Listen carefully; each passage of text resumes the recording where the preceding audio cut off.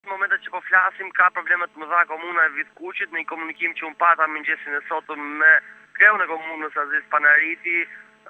nga ana e tij u bë me dije që rruga që të çon për në këtë komunë, pra nga Korça për në komunën e Vitkuqit, është pothuajse e bllokuar pasi nuk ka shkuar as edhe një bor pastrues apo fadron për të hapur rrugën, ndërkohë që fshati i shtyllur për 10 ditësh është i izoluar. Gjithashtu është izoluar dhe fshati i Panaritit, janë dy fshatrat të cilat në fakt sa herë që bie re që të bore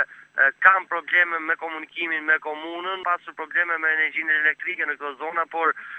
grupet e OSHE-s ka mundur të rikthejnë energjinë vetëm ditën e djeshme në këto zona, ndërsa sot nuk ka probleme me energjinë elektrike. Probleme gjithashtu ka edhe në disa zona të thella në malësinë e Devollit, bëhet kalimi me zinxhir në aksin rrugor nga Korça për në komunën e Pustetit, pra për në parkun kombëtar të Prespës, gjithashtu me zinxhir bëhet dhe kalimi në drejtim të zonës së Kolonjës, ndërsa